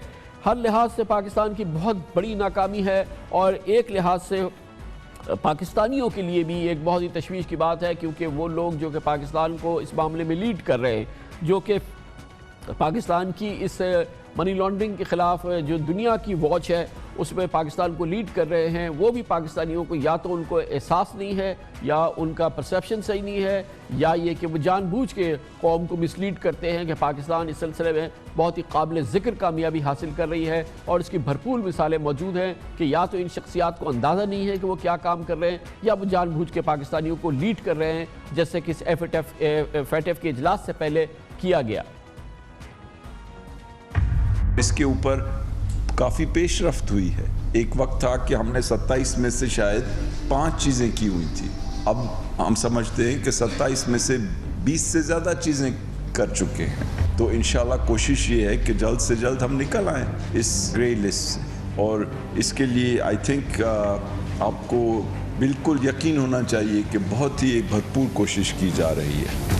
जो FATF ने अपनी एक्शन आइटम्स के अंदर डाली थी चीज़ें, उनमें से हम तकरीबन 95% जो है वो अचीव कर चुके हैं और जो रह गई हैं वो माइनर चीज़ें हैं। जो हमारा एंटी मनी लॉन्ड्रिंग के अंदर चेंजेस आने थे वो चेंजेस भी आ चुके हैं। जो हमारे बेनामी कवानीन के रूल्स इम्प्लीमेंट नहीं हुए थे अभी तक, वो FBR ने फरवरी के अंदर वो भी इम्प्लीमेंट कर दिए थे। स्टेट बैंक के अंदर जो चेंजेस लाने थे उनके रूल्स ऑफ बिज़नेस के अंदर, और जो इन्हांस्ड मॉनिटरिंग करनी थी हमने अपने फाइनेंशियल इंस्टीट्यूशंस की, वो भी लेजिस्लेटिव और रेगुलेटरी फ्रेमवर्क जो है वो अपनी जगह बैठ चुका है। बहुत ज़्यादा हमारा केस जो है वो मजबूत है, इसलिए हम ऑप्टिमिस्टिक हैं। हम समझते हैं कि आने वाले दिनों में हमारे लिए FATF के महाज के ऊपर बेहतरी आएगी। तो इन तमाम शख्सियात को आगाही नहीं है या ये कि ये तैयारी है जिसका नतीजा हमने देखा जो सामने आया है, जो यकीनन पाकिस्तान के लिए बहुत ही बड़ी सुबकी का माहौल है। अब फरवरी तक का हमारे पास टाइम है, इस दौरान हमें बहुत ही स्ट्रॉन्ग तेज़ी से एक्शन लेने हैं। मुझे ये भी बताया गया है कि फरवरी तक का तो टाइम है, मगर इस सिलसिले में हम जो इक़दाम ले रहे हैं वो हमें दिसंबर के वस्त तक FATF में जमा कराने हैं, मुतल्लिक़ा फोरम पर जमा कराने हैं। गोया कि इन तमाम इक़दाम को हमने अगले 8 हफ्तों के अंदर तकमील तक पहुँचाना है और उसके बाद फिर ये फरवरी में असेसमेंट होगा इसका और इसका फिर तज़िया किया जाएगा। और इसके लिए वक्त कम है और इंतहाई सख्त मुकाबला है। हमें जंगी महाज पे, जंगी अंदाज में इस पर काम करना होगा। जंगी अंदाज में हमें अपने अहदाफ हासिल करने होंगे। इसकी मज़ीद तफसीलात हासिल करते हैं, इस पर एक एक्सपर्ट ओपिनियन लेते हैं। जनाब इम्तियाज़ गुल हमारे साथ मौजूद है, डायरेक्टर है इंस्टीट्यूट ऑफ सिक्योरिटी स्टडीज़ के और इन मामलात में FATF के मामलात के एक माहिर भी हैं। बहुत शुक्रिया इम्तियाज़ गुल साहब। ये जो हमने फ्राइडे को भी बात की थी, ओवरऑल जो है ये पाकिस्तान के लिए एक हमें समझना चाहिए एक बड़ी एम्बैरेसिंग सिचुएशन है। ये बहुत ही सुबकी का सामान है, क्योंकि मैं जिन माहिरीन से बात कर रहा हूँ वो ये कहते हैं कि ये सिर्फ पॉलिटिक्स नहीं है, यू आर फेलिंग, आप हार रहे हैं, आप नहीं डिलीवर कर रहे हैं। कुछ चीज़ें मैंने बयान की हैं, आप बताइए, आप इसके एक्सपर्ट हैं कि कहाँ कहाँ हमारी मैसिव फेलियर है जो कि हम टेंजिबल कह सकते हैं, जो हमें साफ नज़र आ रहा है कि हम फेल हो गए। دیکھیے کامران، اس کے دو پہلو ہیں. ایک پہلو تو یہ ہے کہ جاپان، سری لنکا، ترکی اور انڈونیشیا جیسے ممالک بھی گرے لسٹ میں رہے ہیں اور ان کو بھی باقاعدہ ایکشن پلان دیا گیا اور سری لنکا کو حال ہی میں گرے لسٹ سے ہٹایا گیا ہے. تو اس میں کوئی جیسے کہتے ہیں کہ آسمان نہیں ٹوٹ پڑا ہے اگر مزید ابھی 4 مہینے پاکستان کو دیے گئے ہیں. اصل تشویش کی بات یہ ہے جس کا تعلق مکمل طور پہ ہمارے سیاسی ماحول سے ہے، ہماری سیاسی اشرافیہ کے ساتھ ہے اور ان کی وہ انولنگنس ہے، یعنی ان کی رضامندی نہیں ہے کہ اس نظام کو تبدیل کیا جائے، اس کو ریفارم کیا جائے.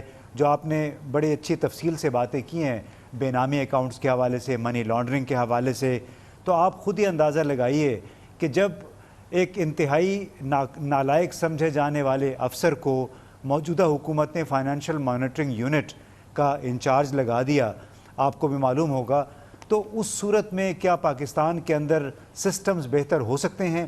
یہ کوئی 1 سال کی، 4 سال کی، 10 سال کی بات نہیں ہے. امتیاز گل صاحب، میرا کنسرن یہ ہے کہ آخر کب آپ کو احساس ہوگا کہ آپ کے لوگ، آپ کی ٹیم، آپ کا سسٹم فیل ہو گیا ہے، آپ کام نہیں کر رہے ہیں؟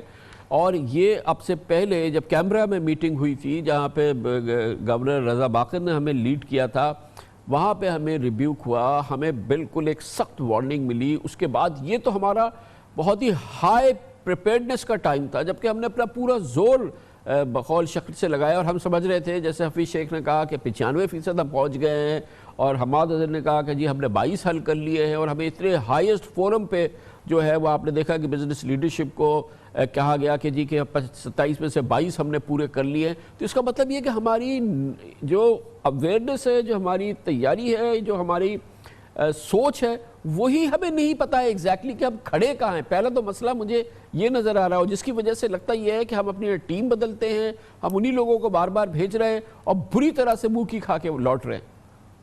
جی کامران، میں اسی طرف آ رہا تھا کہ جو انڈرسٹینڈنگ کا ایک بنیادی لفظ ہے جو کہ پاکستان کو دیے گئے ایکشن پلان کا بہت بڑا حصہ ہے کہ پاکستان کے حکام کو، پاکستان کے لیڈرز کو اس امر کی جانکاری ہی نہیں، انڈرسٹینڈنگ ہی نہیں ہے کہ فیٹف کے مقاصد کیا ہیں. یعنی جو اینٹی منی لانڈرنگ اور کاؤنٹر ٹیرر فائنانسنگ کے حوالے سے جو وہ چاہتے ہیں کہ ہمارے حکام کو احساس ہو کہ آخر یہ ادارہ چاہتا کیا ہے.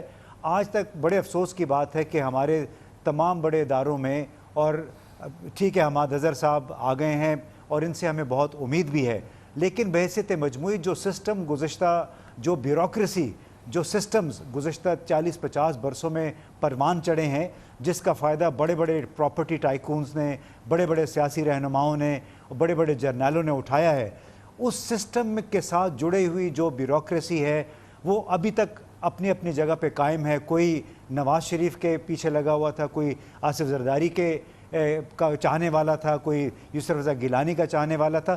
تو یہ وہ ویسٹڈ انٹرسٹ ہے جس کی وجہ سے اس ملک کے اندر اصلاحات نہیں ہو رہی ہیں، جس کی وجہ سے ایسی اصلاحات جس سے فیٹف بھی اس پہ اطمینان کا اظہار کر سکے. لیکن میرا اپنا یہ خیال ہے کامران صاحب، اگر آپ مجھے 1 منٹ دیجیے گا، میرا اپنا یہ خیال ہے کہ جو وارننگ فیٹف کے چینی سربراہ نے دی ہے، میں ذاتی طور پہ یہ سمجھتا ہوں کہ چونکہ اس فورم میں انہوں نے تمام ممالک کو خوش کرنا تھا، امریکہ کو بھی اور خاص طور پہ بھارت کو بھی خوش کرنا تھا، کہ خود بھارت کے وزیر دفاع راجناتھ سنگھ نے 3 اکتوبر کو، یعنی اس اجلاس سے محض 11 دن پہلے کہہ دیا کہ پاکستان کو بلیک لسٹ میں ڈال دیا جائے گا. بھارتی ذرائع ابلاغ 23 اگست سے شور مچا رہے تھے کہ پاکستان کو بلیک لسٹ میں ڈال دیا جائے گا. تو یہ پوری ایک جیو پولیٹیکل انوائرمنٹ بھی اس کا حصہ ہے. سیاسی طور پہ میں سمجھتا ہوں کہ ہمیں تھوڑی ریلیف ملا ہے.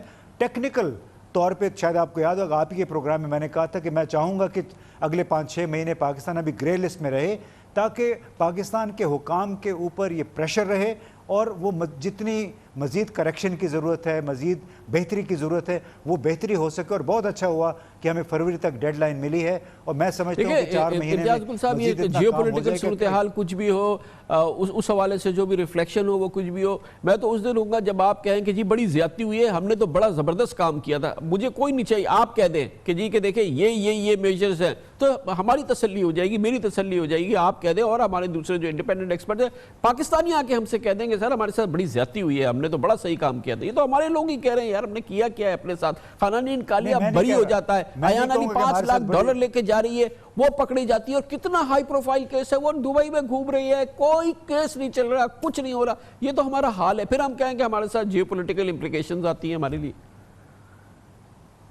آپ بالکل صحیح کہہ رہے ہیں, ہمارے اندرونی نظام اتنے سکم سے بھرے ہوئے ہیں. بہت بہت شکریہ جناب امتیاز گل ہمارے ساتھ موجود تھے. کمرشل بریک, اس کے بعد ذکر کرتے ہیں پاکستان کی عدالتی تاریخ میں سے ایک بہت ہی اہم کیس ہے جو آج کل چل رہا ہے. جسٹس قاضی فائز عیسیٰ کا کیس ہے. سپریم کورٹ آف پاکستان کے معزز جج ہیں. صدر پاکستان نے ان پر الزام لگایا ہے کہ ان کی فیملی سے لندن میں جائیداد بنائی گئی ہے اور شاید اس کے لیے مبینہ طور پہ منی لانڈرنگ کی گئی ہے. یہ بہت اہم معاملہ ہے. اس میں فی الحال وقفہ آ گیا ہے, ایک اور وقفہ, اس کی بات کرتے ہیں ایک چھوٹے سے حوالے اپنے وقفے کے بعد, کمرشل بریک کے بعد. کئی حوالوں سے تاریخی کیس ہے جس میں سپریم کورٹ آف پاکستان سماعت کر رہی ہے اپنے معزز جج جناب جسٹس قاضی عیسیٰ کے خلاف صدارتی ریفرنس کے حوالے سے, جو سپریم جوڈیشل کاؤنسل پہنچا تھا اور وہاں سے سپریم جوڈیشل کاؤنسل کے حوالے سے جو کارروائی ہو رہی ہے اس کو چیلنج کیا. جج صاحب نے سپریم کورٹ آف پاکستان میں جہاں پر ایک 10 رکنی فل کورٹ اس کی سماعت کر رہا ہے, اب اس میں مزید ایک ہفتے کا وقفہ آ گیا ہے کیونکہ معزز جج جناب جسٹس مظہر عالم میاں خیل نے سپریم کورٹ کے اس فل کورٹ کو مطلع کیا ہے کہ وہ ذاتی وجوہات کی بنا پر ایک ہفتے کی رخصت لیں گے, اس لیے یہ تمام معاملہ آئندہ ہفتے کے لیے مؤخر کر دیا گیا ہے. ہر لحاظ سے بہت ہی اہم کیس ہے. سپریم جوڈیشل کاؤنسل میں صدر پاکستان جناب صدر عالف علوی نے معزز جج سپریم کورٹ جناب قاضی فائز عیسیٰ کے خلاف ایک صدارتی ریفرنس فائل کیا جس میں ان کی اہلیہ اور بچوں کے حوالوں سے لندن میں موجود جائیداد کے حوالے سے سوالات اٹھائے گئے اور کہا گیا کہ دراصل مبینہ طور پہ یہ جج صاحب کی بے نامی جائیدادیں تھیں.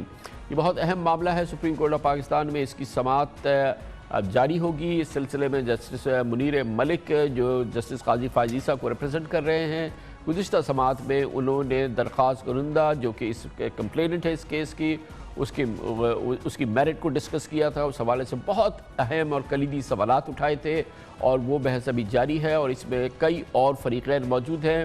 اور یہ کیس جو ہے یہ اب دیکھتے ہیں کہ آئندہ ہفتے اس کی مزید پروگریس کیا ہوتی ہے. اس پورے معاملے میں بات کرتے ہیں. ہمارے ساتھ موجود ہیں پاکستان کے نامور قانوندان سابق سربراہ سپریم کورٹ بار ایسوسی ایشن جناب حامد خان. بہت بہت شکریہ حامد خان صاحب. کچھ میڈیا میں یہ رپورٹ ہوتا رہا کہ آج یہ فل کورٹ جو ہے وہ تحلیل ہو گیا ہے, کہ ٹیکنیکلی یہ بات درست ہے؟ جی نہیں, فل کورٹ تحلیل نہیں ہوا, نہ ہوتا ہے. یہ صرف چونکہ ایک جج صاحب اویلیبل نہیں تھے اس لیے کارروائی نہیں ہو سکی, بحث نہیں جاری رکھی جا سکی, کیونکہ جب تک 10 کے 10 جج جو کہ حقیقت میں اس کیس کے لیے فل کورٹ کی شکل رکھتے ہیں وہ نہیں بیٹھ سکے, اور اس لیے اس کیس کی جو کارروائی ہے اور ہیئرنگ ہے یہ فی الحال کے لیے معطل کر دی گئی ہے. اور جیسے ہی 10 جج اویلیبل ہوں گے تو یہ پھر سے کیس کو مقرر کیا جائے گا. تو خان صاحب اس میں کیا اب یہ منیر ملک صاحب کے دلائل جاری تھے, اس کے علاوہ کئی بہت ہی امپورٹنٹ فریقین ہیں, تو کیا یہ لازم ہے فل کورٹ پہ کہ وہ تمام فریقین کو سنیں اور ان کو وقت دے کہ وہ اپنے گزارشات جو ان کے دلائل ہیں وہ پیش کریں؟ میں صرف یہ جاننا چاہ رہا ہوں کہ یہ کیس کتنا طول کھینچ سکتا ہے سپریم کورٹ میں؟ دیکھیے نا, اس میں میں اگزامپل دوں گا چیف جسٹس افتخار محمد چودھری صاحب والے کیس کی.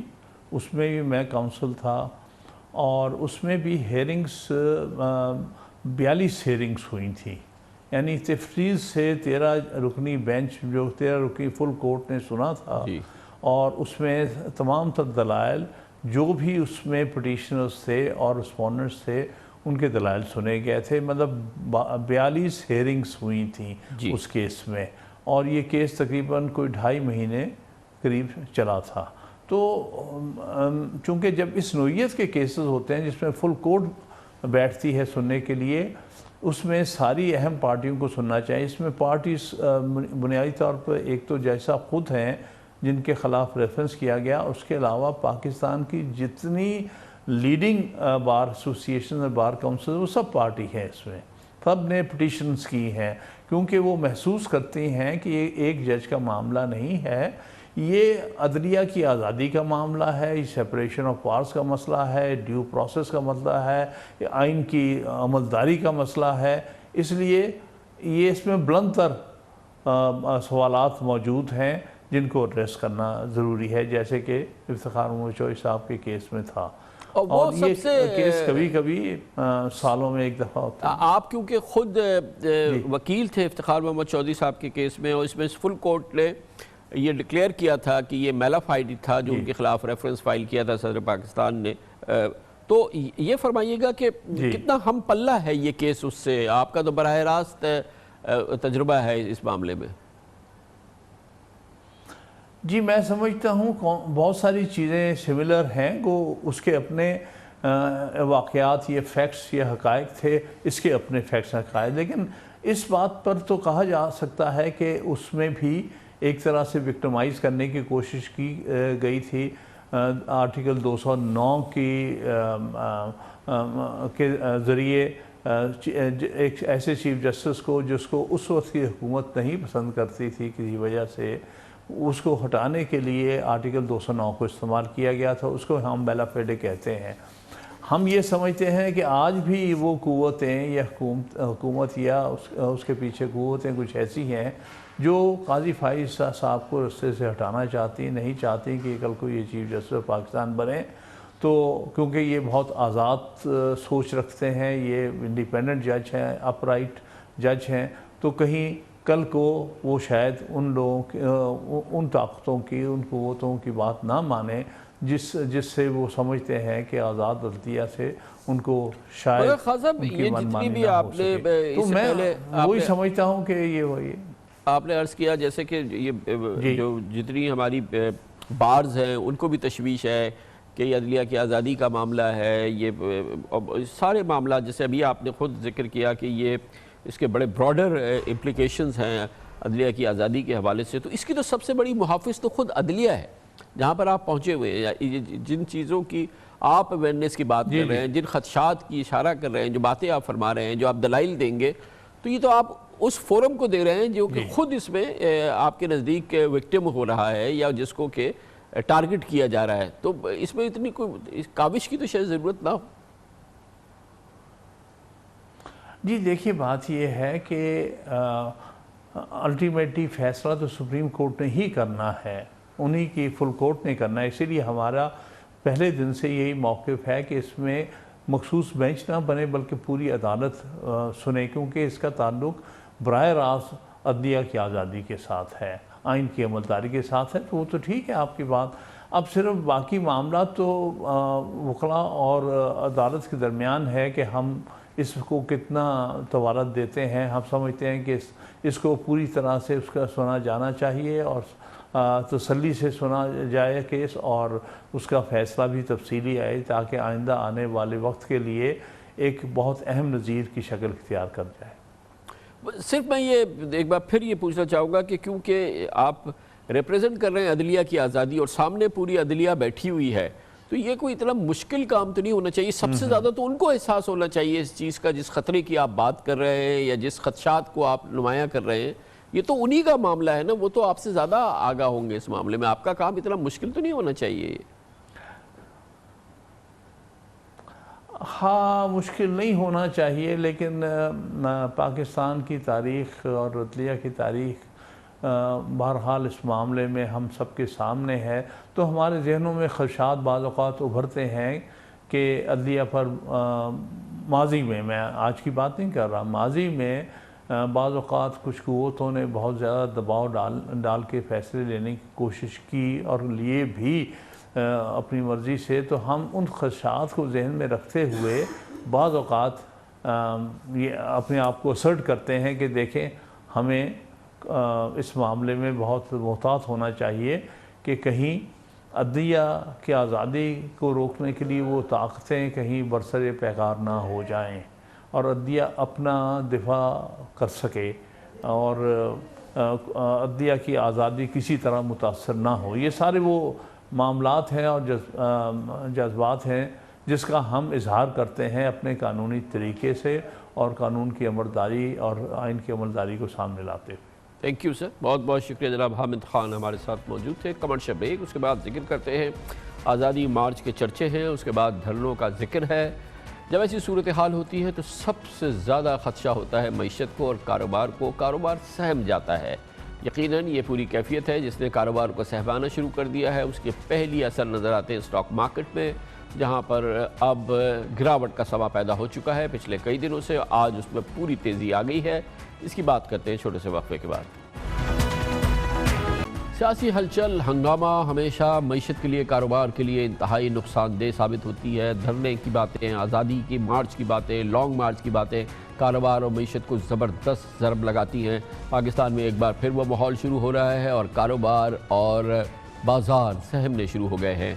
सियासी भूचाल के असरात स्टॉक मार्केट पर सबसे पहले नमूदार होते हैं। यही लिटमस होता है एक स्टेबिलिटी का या इनस्टेबिलिटी का। और आज स्टॉक मार्केट में लग रहा है कि मुल्क में इस हवाले से एक सियासी हलचल शुरू होने वाली है, एक अफरा तफरी शुरू होने वाली है। आज पाकिस्तान स्टॉक मार्केट के इंडेक्स में 785 पॉइंट की कमी हो गई, तकरीबन 2.5% मार्केट गिर गई और ये इब्तिदा है। पिछले कारोबारी हफ्ते के दौरान जब ये धरने की खबरें, आज़ादी मार्च की खबरें, ये तमाम खबरें गर्म थी, 557 पॉइंट्स की कमी रिकॉर्ड की गई थी। यानी स्टॉक मार्केट ने 6 कारोबारी दिनों के दौरान इंडेक्स में 1342 पॉइंट्स लूज़ कर गई है और मार्केट 4% से ज़्यादा कम हो चुकी है। आज एक बार फिर स्टॉक मार्केट का इंडेक्स 33,000 की सतह पर आ चुका है। हमेशा अगर धरने होते हैं, हंगामे होते हैं और इस किस्म की सियासी हलचल होती है तो उसके असरात होते हैं।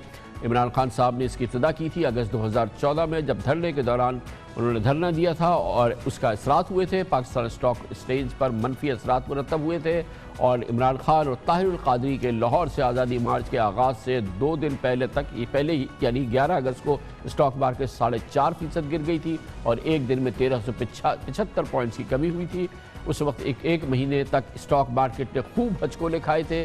तब उसके बाद जब ये धरने के असरात ख़त्म हुए थे, मार्केट का तौर चलाव ख़त्म हुआ था, फिर मुस्बत होनी शुरू हो गई कैफियत और 16 दिसंबर 2014 को जब धरना ख़त्म हुआ मार्केट पे 10% इजाफा हो चुका था। लेकिन इब्तदाई शौक लग जाते हैं और वो शौक जो हैं वो लग रहे हैं इस वक्त। इस पूरी सूरत हाल में बात करते हैं। हमारे साथ मौजूद हैं जनाब Khurram Shahzad, chief executive officer हैं अल्फा बीटा कोर के। बहुत बहुत शुक्रिया खुर्रम शहजाद साहब।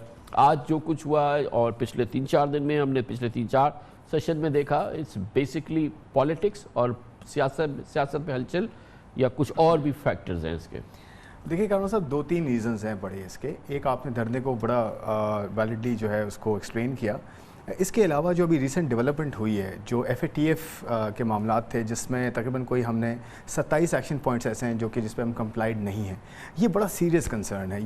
ये इन्वेस्टर्स को बड़ा सीरियसली देखते हैं। और इसके अलावा धरने की चीज़ एक तरफ है, LOC पे फिर टेंशन शुरू होना एक तरफ है, फिर एक और बड़ा रीज़न है प्रॉफिटेबिलिटी और उसमें रिजल्ट्स कैसे आ रहे हैं। मैं प्रॉफिटेबिलिटी को इसके बाद एक्सप्लेन करता हूँ, पहले FATF की सीरियसनेस पे हम बात कर लेते हैं। अगर आप ये देखें कि इन्वेस्टर कैसे सोचता है, इन्वेस्टर को जो फाइनेंशियल इंस्टीट्यूशंस होते हैं, जिस तरह से इनफ्लोज एंड आउटफ्लोज आ जा रहे होते हैं, आपके बैंक्स के साथ डीलिंग होती है, इंटरनेशनल बैंक्स आपके यहाँ काम कर रहे हैं, तो होता ये है कि जब इस तरह की चीज़ बड़ी वर्ज पे आ जाती है कि जी आपके सिर्फ 4 महीने हैं और अगर आप इस मरतबा नहीं कर सके तो आपको ब्लैकलिस्ट कर दिया जाएगा, तो उसमें होता ये है कि अगर बाहर के बैंक्स हैं तो ये मेंबर कंट्रीज़ जो होते हैं या FATF की जो टॉप मैनेजमेंट कह लें, लीडरशिप कह लें, ये मैसेजेस भेजना शुरू कर देते हैं कि देखें आप मोहतात रवैया अपनाएं। जो कॉशियस स्टांस होता है कामरान साहब, ये बड़ा इंपॉर्टेंट होता है। होता क्या है कि जब आप डील करते हैं तो उस वक्त वो आपको ट्रांजैक्शंस में ही ये अलर्ट कर देते हैं कि जी देखें इस कंट्री के साथ या इनके फाइनेंशियल इंस्टीट्यूशंस के साथ बड़ा कॉशियस होकर डील करें। तो होता क्या है, बॉटम लाइन ये होती है कि जो एक लेयर होती है KYC की एक्स्ट्रा, वो आ जाती है। मैं एग्जांपल देता हूँ, हमारी आज बात हो रही थी कुछ बाहर के बैंक्स के साथ, उन्होंने कुछ ऐसा भी किया है कि नवंबर के बाद हो सकता है कि जो फ्लो है फंड्स का वो कह रहे हैं कि जी 30 नवंबर के बाद हो सकता है हम इस पे जो है कुछ कर्व्स लगाएं या कुछ हो सकता है हम इसको रिविजिट करें KYC को। तो ये बहुत इंपॉर्टेंट पॉइंट है कि एक्चुअली जब आप ब्लैकलिस्ट होंगे उस वक्त इम्पैक्ट तो एक है ही है, लेकिन उससे पहले जब ग्रे लिस्ट में होते एक अनसर्टेनिटी आपको जो है वो नहीं छोड़ती। चलिए वो तो एक मामला है यकीनी तौर पे, और हम ये अस्यूम करेंगे कि शायद इस दफ़ा गवर्नमेंट जागेगी। अब इनके पास जो फॉरेन कंसल्टेंट्स हैं, FATF रिलेटेड कंसल्टेंट्स हैं, जो पिछले 2 महीने से 3 महीने से ऑन बोर्ड है, इनको पता था, चाहे इन्होंने मीडिया पे कुछ भी कहा हो कि इस दफ़ा हमारी हालत ख़राबी है, जब ये FATF जा रहे थे, तो हम ये असूम कर सकते हैं कि 4 महीने में 5 महीने में। लेकिन धरना तो अभी 31 अक्टूबर को होना है और उस पर फिर कॉन्स्पिरेसी थ्योरीज भी पाकिस्तान में चल रही होती है कि ये पीछे ये है, फला है। تو یہ ساری چیزیں جو ہیں پولیٹیکل ٹرموائل کی بات ہوتی ہے، وہ بزنس کو اور اس پورے ماحول میں پہلی ایک بڑی سینسٹیوٹیز ہائی ہے، وہ کتنا امپیکٹ کرتی ہے پولیٹیکل انسرٹینٹی جو ہے؟ دیکھیں ہوتا کیا ہے، جب ایک کوئی بڑا نیگیٹو آتا ہے یا ایک بڑی انسرٹینٹی آتی ہے، کہا صاحب انویسٹرز کو انسرٹینٹی سے نفرت ہے. سرٹینٹی ہونا اگر اور ڈاؤن سائڈ نظر آ جائے کہ جی ابھی آگے جا کے گروتھ نہیں ہوگی یا آگے جا کے پروفٹیبلٹی پہ امپیکٹ پڑے گا یا پولیٹیکل ایک ایشو ہے یہ کھڑا ہوا ہے اس کا کوئی سولوشن جو ہے ابھی آنے والا ہے، تو وہ اس پہ پیسہ انویسٹ کر دیتا ہے. لیکن انسرٹینٹی ہو جیسے کہ دھرنا ابھی آگے آ رہا ہے، اس کا کوئی سولوشن ابھی سامنے نظر نہیں آ رہا ہے، اس کو ہینڈل کیسے کریں گے. حالانکہ اس نوعیت کا شاید دھرنا نہ ہو، بٹ اسٹل ایک انویسٹر کے مائنڈ میں FATF کی ایک چیز آئی ہے اور اب یہ دیکھا جا رہا ہے کہ 4 مہینے میں کیا اسٹانس وار فوٹنگ بیسس پہ کیے جائیں گے تاکہ یہ جو لوپ ہولز ہیں ان کو برج کریں. دوسری بات ایک اور جو آن گوئنگ چل رہی ہے، ایک تو دھرنے کی ہینڈلنگ ہے پلس جو پروفٹیبلٹی ہے. دیکھیں ایکچوئل باٹم لائن جو ایکوٹی انویسٹر ہوتا ہے وہ دیکھتا ہے کہ کمپنی کی پروفٹیبلٹی کیا ہے. میں آپ کو ایگزیکٹلی تو ابھی ہو کیا رہا ہے، اگر آپ ابھی ریزلٹس دیکھیں ایز آف ٹوڈے تقریباً کوئی 25% ریزلٹس آ چکے ہیں ٹوٹل یونیورس کی. اگر آپ بات کریں تو اس میں ابھی تک کی جو پرفارمنس ہے وہ 17% انکریز ہے کوارٹر بیسس پہ اگر آپ لاسٹ ایئر کی بات کریں. بیٹر پرفارمنس بالکل. لیکن اس میں ہے کیا، اس میں دیکھیں کیچ یہ ہے کہ بینکس کا جو ہے نا پروفٹیبلٹی 50% اوپر ہے ابھی تک جو بینکس کے آ چکے ہیں. تو اگر میں بینکس کو نکال دوں تو آپ کی پروفٹیبلٹی ایکچولی ڈکلائن میں کنورٹ ہو رہی ہے 7%. لیکن بینکس کے علاوہ بھی اینگلو فرٹیلائزر کی بڑی اچھی ریزلٹس آئے ہیں، خالی بینک کے اچھے ریزلٹ. میں ایکسپلین یہی کر رہا ہوں کہ بینکس کو اگر میں نکال دوں لیٹ سے، کیونکہ بینکس میں دیکھیے 2 چیزیں ہوئی تھیں، انٹرسٹ ریٹس بڑھ گئے تھے، اس کی وجہ سے اس کو امپیکٹ پڑا ہے without any very positive impact on the economy. ابھی تک تو کوئی اکانومی پہ لینڈنگ تو نہیں ہوئی نا ایز سچ، کیونکہ ریٹس بہت بڑھ گئے ہیں. تو دوسری چیز میں آپ کو بتاتا ہوں، جو پچھلا کوارٹر تھا اس میں KSE 100 کی پروفٹیبلٹی 6% ڈاؤن تھی کوارٹر. اس میں ایک بڑا فیکٹر تھا بینکس اور ENPs اور 2 اور بڑے سیکٹرز ہیں، پاور ہے اور ٹیکسٹائل کمپوزٹ ہے. اب وہ میں کیوں کہہ رہا ہوں یہ 4 سیکٹرز، ان کی ڈالر ڈریون جو ہے وہ ارننگز ہوتی ہیں. ڈالر پچھلے سال جو ہمارا ایوریج تھا تقریباً 125 روپے پر ڈالر تھا، آج 156 روپے پہ کھڑا ہے. تو دیکھیں نا وہ فرق کی وجہ سے آپ کی پروفٹیبلٹی بڑی ہے، نہ کہ کوئی پرفارمنس میں بہت زیادہ کوئی چینج آیا ہو.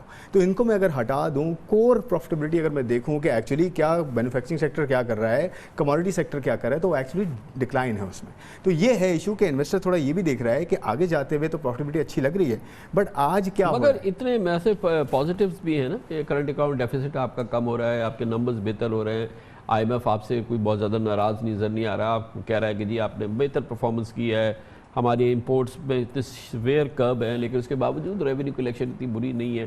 تو یہ چیزیں بھی تو دوسری طرف سے ایک یہ بھی ایک سچویشن ہے نا، بہت ساری امپورٹنٹ چیزیں اس میں. یہ بڑا اچھا پوائنٹ ہے. دیکھیں بات یہ کہ سلور لائننگ تو آگے ہے. میں آپ کو ایگزامپل دیتا ہوں، آج ہم 6 کے PE پہ کھڑے، 6.5 ٹائمز PE کا ابھی ہمارا ہے 2019 کا. اگلا PE آپ کا 5.25 کا ہے. آپ کی اگر ارننگز گروتھ کی میں بات کروں تو اگلے 2 سال کی ارننگز گروتھ جو ابھی آ رہی ہے آپ کی وہ 20% ایوریج ہے. یعنی کہ یہ سال مشکل ہے بٹ اگلے 2 سال میں آپ کی پازیٹیوٹی بھی ہے. پھر آپ کا PE آپ 40-45 بلکہ 50% ڈسکاؤنٹ پہ آپ کھڑے ہیں پورے ریجن کے. انٹرنیشنل مارکیٹ میں انٹرسٹ ریٹس گر رہے ہیں. آپ کے یہاں PIBs میں 150 بیسس پوائنٹ کی کمی ہوئی ہے بیکاز آف ہاٹ منی، اور آپ کا 80 بیسس پوائنٹ جو ہے ٹی بلز میں بھی کمی ہوئی ہے، جس کی وجہ سے آپ کی ایک ریلی بنی ہے. دیکھیں سلور لائننگ ہے، بٹ آج جو سینٹیمنٹ ہے کہ یہ دھرنا ہو گیا، FATF ہو گیا اور آپ کے ایشوز LOC کے شروع ہو رہے ہیں. لیکن کچھ لوگ کہتے ہیں کہ اس کی ایک بڑی ٹیکنیکل ریزن بھی ہے کہ رول اوور کا ویک ہے، لوگ اپنی پوزیشن اسکوائر کرتے ہیں اور یہ ایک ٹیکنیکل ریزن ہے اور اس ویک میں آپ کو پریشر نظر آتا ہے. دیکھیں 4600 پوائنٹ کی تیزی ہوئی ہے اگر آپ دیکھیں کہ منیمم کتنا تھا مارکیٹ کا، اور جو کریکشن ہوئی ہے تقریباً 1100 پوائنٹس کی ہوئی ہے. اس کا مطلب یہ کہ ابھی بھی ہم پازیٹیو ہی کھڑے ہیں اور ریکوری ایکسپیکٹڈ ہے. بٹ سر یہ جو ایشو ہے نا آپ کا دھرنے کا ہو گیا، FATF پہ کوئی کانکریٹ چیز نظر آ جائے، پھر آپ کا IMF کا بھی جو ریویو چل رہا ہے اس پہ کچھ بہتری آ رہا ہے کہ وہ ان کے اسٹیٹمنٹس تو اچھے آ رہے ہیں. لیکن اچھی بات یہ ہے کہ اپرچونٹی ابھی ہے. آپ کے یہاں کوئی گلوم اینڈ ڈوم کی بہت بہت شکریہ جناب. خرم شہزاد ہمارے ساتھ موجود ہے. کمرشل بریک اس کے بعد ذکر کرتے ہیں. حکومت سندھ کہتی ہے کہ اب ہم رسپونڈ کر رہے ہیں، صفائی ہم نے کرنی شروع کر دی ہے. اس سلسلے میں بہت میننگ ڈیولپمنٹ ہوئی ہے، ایک پورا پرماننٹ سسٹم بنا رہے ہیں، روڈز کو ٹھیک کر رہے ہیں. چیف منسٹر ان کی گورنمنٹ کا کہنا یہ ہے کہ ہمیں سنا جائے. ہم سنتے ہیں چھوٹے سے وقفے کے بعد.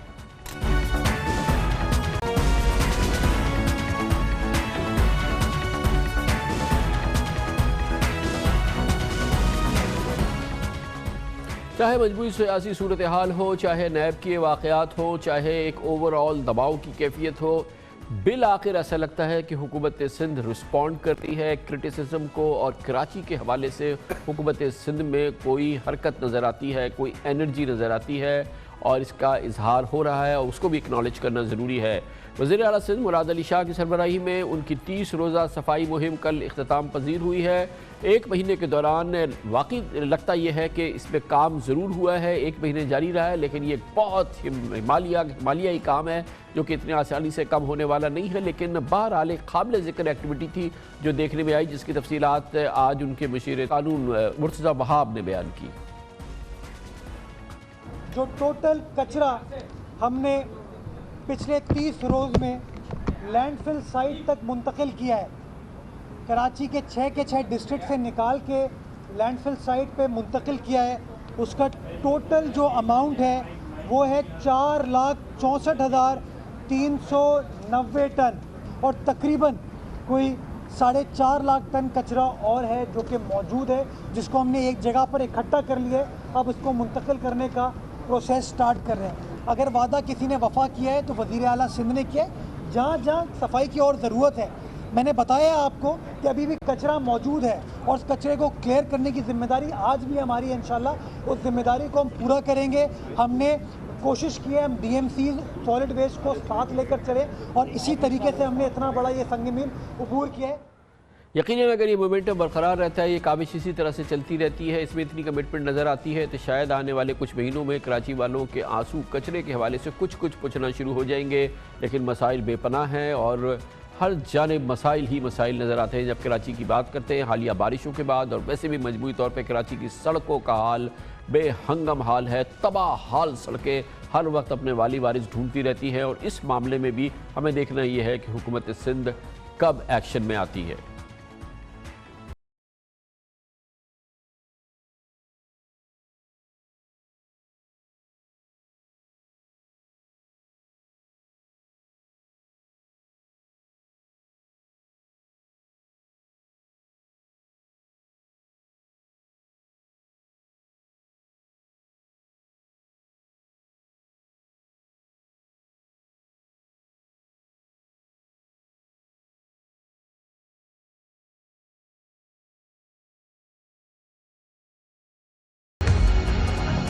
حکومت سندھ ان تمام معاملات سے کتنی باخبر ہے، ان کو ایڈریس کرنے کے لیے کیا کچھ کر رہی ہے، آج اس سب کی کلیریفیکیشن دینے کے لیے اور اس سلسلے میں حکومت کے انیشیٹیوز کو بیان کرنے کے لیے حکومت سندھ نے بھیجا ہے صوبائی سیکرٹری لوکل گورنمنٹ جناب روشن علی شیخ کو۔ بہت بہت شکریہ شیخ صاحب، آپ نے ہمیں جوائن کیا۔ پہلے تو ذرا یہ بتائیے کہ جو ہم یہ سوچ رہے تھے کہ یہ کوڑا جو ہے یہ صفائی ہوئی ہے، کافی ایفیکٹو چلی 30 دن، لیکن ظاہر ہے کہ جیسے مرتضیٰ وہاب نے کہا کہ ابھی بھی کوڑا باقی ہے، اس کو صاف کرنا ہے، اور یہ ایک بیک لاگ تھا جس کو وہ کیا گیا ہے۔ لیکن اس کے لیے مجھے یہ بتائیں کہ کیا ایک دوررس پلان کی بات کریں نا، کہ اس مسئلے کو ایڈریس کرنے کے لیے اور اس کو باقاعدہ اس کو ایک شہر کو کسی حد تک صاف کرنے کے لیے اب کیا پلان کیا ہے؟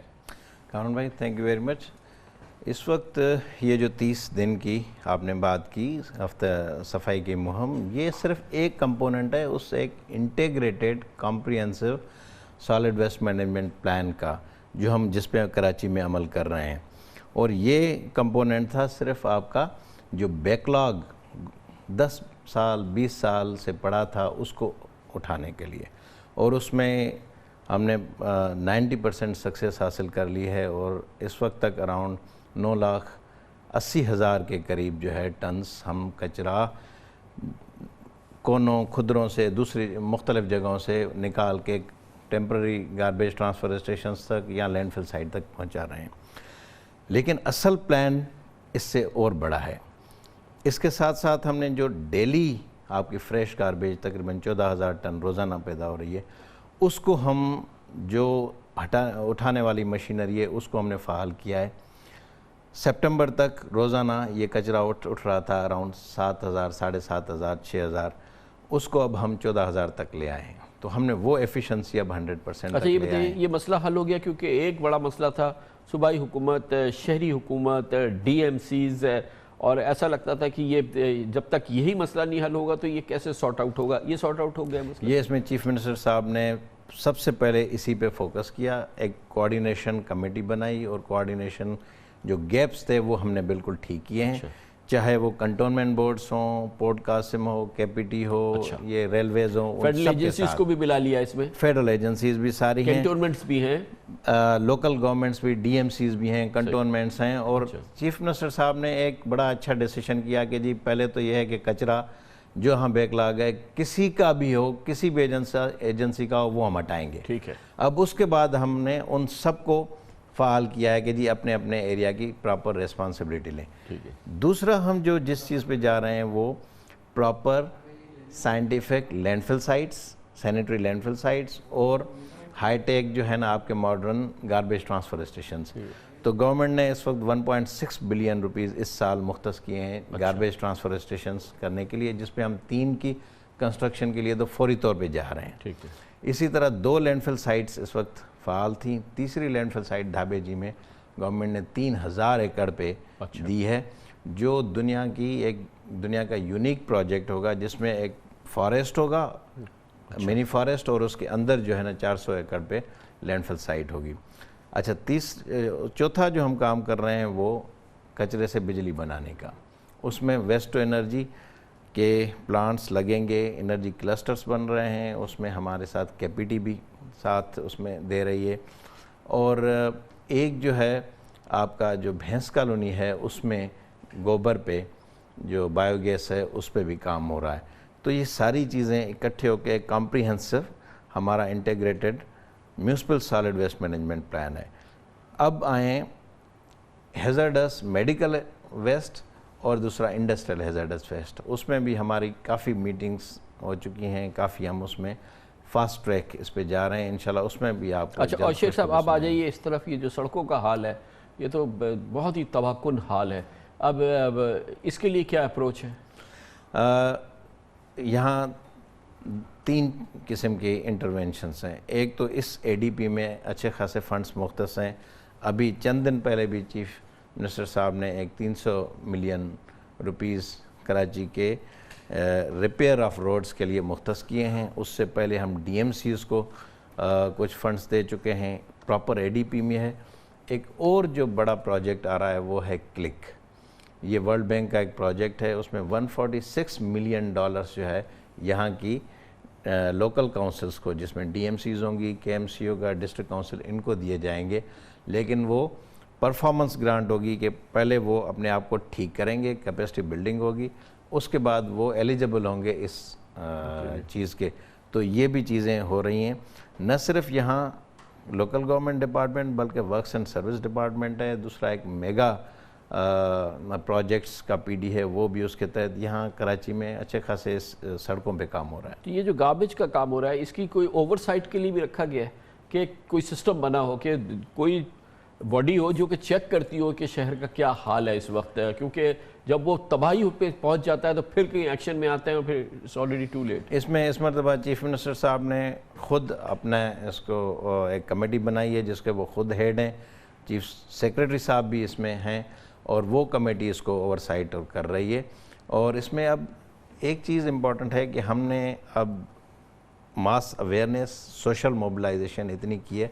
आपने देखा होगा कि इवन जो इन्फोर्समेंट मेकनिज़म है उसको बेहतर करने के लिए अब सेक्शन 144 मुख्तलिफ़ चीज़ों पर नाफिज किया गया है। फिर पूरा सिंध बिल्डिंग कंट्रोल अथॉरिटी को फ़ाल किया गया है कि हमारे कचरे में 30% कंस्ट्रक्शन मटेरियल और डेब्री है, तो उसको ख़त्म करने के लिए अब Sindh building control authority fall हो गई है और उन्होंने काफ़ी इस पर काम करना शुरू किया। बहुत शुक्रिया जनाब रोशन Ali Sheikh, secretary local government Sindh, हुकूमत सिंध की जानिब से कराची के शहरियों को बता रहे थे कि कूड़े के मामलात में, कचरे के मामले में, गंदगी के मामलात में, टूटी हुई सड़कों के मामले में क्या अप्रोच है, क्या कुछ किया जा रहा है। इसके साथ ही हमारे आज के प्रोग्राम के ख़त्म होते हैं। कल आपसे फिर मुलाकात होगी इंशाअल्लाह। कल तक के लिए कामरान खान को इजाज़त। अल्लाह हाफ़िज़ से। Hi, it's Sayyeda Shanaz here. Thank you for watching Dunya News. For more videos and updates, don't forget to click the subscribe button. Keep watching Dunya News.